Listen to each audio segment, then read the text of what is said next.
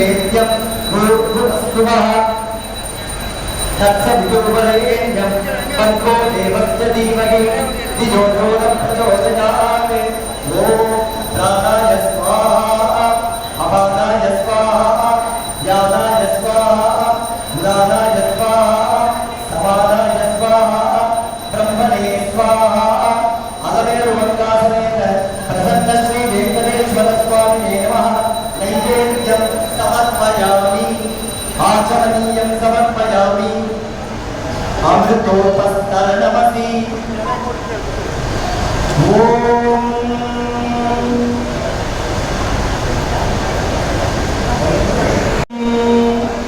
नारायणाय विद्महे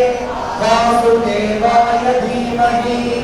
तन्नो विष्णुः प्रचोदयात् महादेव्यै च विद्महे विष्णुपत्न्यै च धीमहि तन्नो लक्ष्मीः प्रचोदयात् सर्वमङ्गलमाङ्गल्ये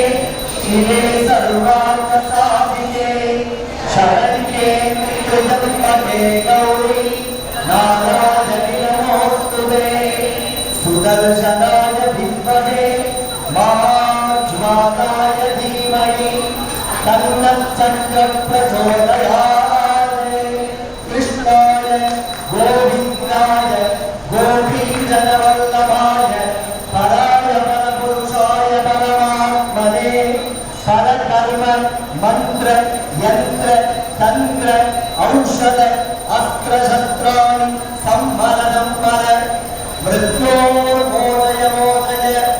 ओम नमो भगवते महासुदर्शनाय नेत्रे ज्वालापरीताय सर्वदिक्षोपनगणाय ब्रह्मणे परज्योतिने स्वाहा नक्षत्राणागु शतभिषद्मसिद्धा तौ देवेत्यकृणुतो दीर्घमायुः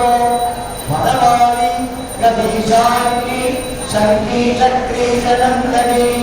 श्रीमान् नारायणो विष्णु वासुदेवो विरक्षतु पञ्चभूतो हवैनामेषः सम्मायेतं पञ्चभूतपुंसन्तं पञ्चभूतेत्यागच्छति परोक्षेण राजाधिराजाय प्रलयधारिणे शरणाय गुरुवरे समेतावान् कामकामाय मध्यो कामेश्वरो वै सर्वोत्तरादो कुबेराय वै श्रवणाय महाराजाय नमः यो वेदागौस्वरप्रोक्तो वेदान्तेदप्रतिक्रियाः तस्य प्रकृतिलीनस्य यः परस्तमहेश्वरः अलमेरुमङ्गासमेत प्रसन्न श्री वेङ्कटेश्वर स्वामिने नमः समस्त अपराधक्षमार्थं सर्वमङ्गलप्राप्त्यर्थं कर्पूरनीराजनं सन्दर्शयामि गोपां पुष्पं वेद पुष्पवान् चन्द्रभागा